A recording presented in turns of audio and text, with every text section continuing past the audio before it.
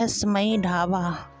यह कहानी एक अजीब और रहस्यमयी ढाबे की है जो शहर और गांव के बीच एक सुनसान सड़क पर स्थित था।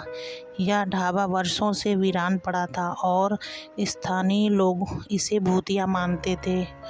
लोगों का मानना था कि रात को वहां से गुजरने वाले कभी वापस नहीं लौटते। फिर भी कई लोग इसे केवल एक अंधविश्वास मानते थे। एक बार अनिल और उसकी पत्नी रेखा शहर से गांव जा रहे थे। रात का समय था और बारिश तेजी से हो रही थी।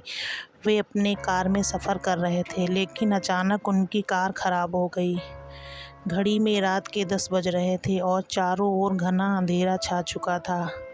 कार का इंजन बार बार स्टार्ट करने के बावजूद चालू नहीं हो रहा था। दोनों के पास कोई दूसरा विकल्प नहीं था सिवाय इसके कि वे कहीं शरण लें और सुबह की प्रतीक्षा करें। थोड़ी दूर चलने के बाद उन्हें सड़क के किनारे एक पुराना ढाबा दिखाई दिया। ढाबे का नाम राहगीर ढाबा था, जो कभी मशहूर हुआ करता था, लेकिन यह लगभग वीरान दिख रहा था। अनिल और रेखा ने सोचा कि यह शायद किसी से मदद मिल सकती है। वे ढाबे के अंदर गए और देखा कि वहाँ केवल एक बूढ़ा आदमी बैठा हुआ था। बूढ़ा आदमी लंबी दाढ़ी और पुरानी सफ़ेद धोती पहने हुआ था। उसने मुस्कुराते हुए कहा, आओ बेटा, अंदर आ जाओ, बारिश में भीग रहे हो, यहाँ बैठो और आराम करो। ढाबा अंदर से काफ़ी पुराना था। दीवारों पर धूल जमा थी और फर्नीचर टूटे फूटे हालत में थे। फिर भी बूढ़े आदमी की बातों में एक अपनापन था। उसने उन्हें चाय और कुछ खाना दिया। अनिल और रेखा बहुत भूखे और थके हुए थे, तो उन्होंने चुपचाप खाना खाया और सोचा कि सुबह होते ही वे अपनी कार ठीक करवाने के लिए किसी मैकेनिक को ढूंढ लेंगे। जब वे भोजन कर रहे थे तब बूढ़ा आदमी अचानक बोला, यह ढाबा बहुत पुराना है, लेकिन यहाँ से बहुत सारी कहानियाँ जुड़ी हुई हैं। कई साल पहले यहाँ कुछ अजीब घटनाएं घटी थी। रेखा ने जिज्ञासु होकर पूछा, कैसी अजीब घटनाएं? बूढ़ा आदमी हंसते हुए बोला, कई साल पहले कुछ लोग इस ढाबे में आए और फिर कभी वापस नहीं लौटे। कहते हैं उनकी आत्माएं आज भी यहाँ भटक रही हैं।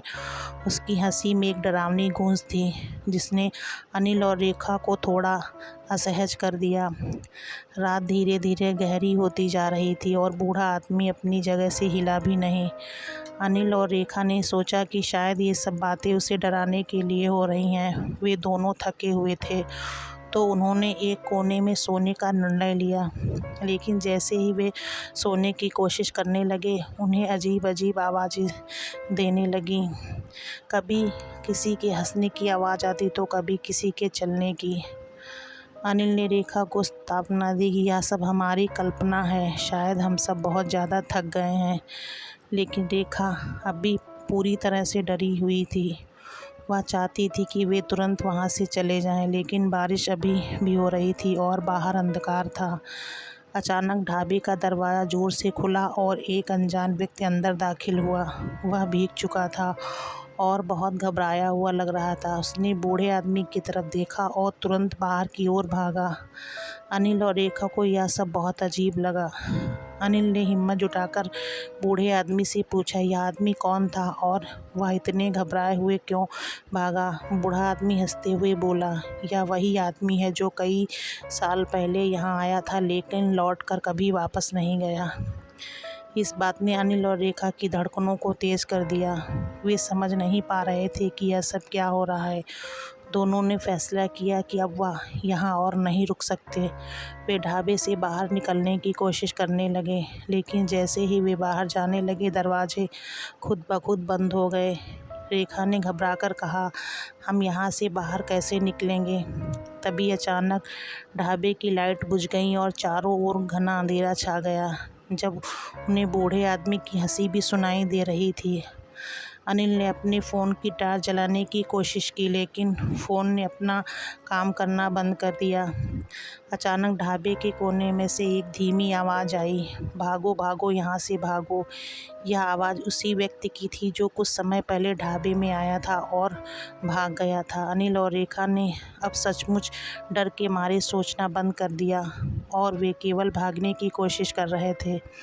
वे किसी तरह दरवाजे को धक्का देकर बाहर निकले और अंधेरे में भागते चले गए। कुछ दूर भागने के बाद उन्होंने पीछे मुड़कर देखा तो वह ढाबा वहाँ नहीं था। अब जगह पूरी तरह से सुनसान और खाली थी, जैसे वहाँ कभी कुछ था ही नहीं। सुबह होते ही अनिल और रेखा किसी तरह अपने कार के पास पहुँचे। आश्चर्यजनक रूप से उनकी कार अब बिल्कुल सही हालत में थी। उन्होंने तुरंत कार स्टार्ट की और वहाँ से दूर चले गए। जब वे गांव पहुँचे और गांव वालों से इस ढाबे की चर्चा की तो गांव वालों ने बताया कि यह ढाबा कई सालों से पहले से बंद हो चुका है और वहाँ अब कोई नहीं रहता। अनिल और रेखा यह सुनकर हैरान रह गए। क्या यह सब उनके साथ सच में हुआ था या सिर्फ एक भ्रम था? उस दिन के बाद अनिल और रेखा ने उस ढाबे का रास्ता कभी नहीं लिया। उन्होंने सीखा कि कभी कभी पुरानी कहानी और सही सच्चाई से भी ज़्यादा डरावनी हो सकती हैं और कुछ चीज़ों का जवाब खोजने की बजाय उन्हें अनदेखा करना ही बेहतर होता है। कभी कभी अजीब और रहस्यमयी चीज़ों से सामना हो सकता है, लेकिन उन पर विश्वास करने से हमेशा अपनी समझ और धैर्य का इस्तेमाल करना चाहिए। अनजानी चीज़ें हमेशा वैसी नहीं होती जैसी वे दिखती हैं। अगर आपको हमारी वीडियो अच्छी लगे तो वीडियो को लाइक करें, शेयर करें। चैनल पर नए हो तो प्लीज़ चैनल को सब्सक्राइब करें।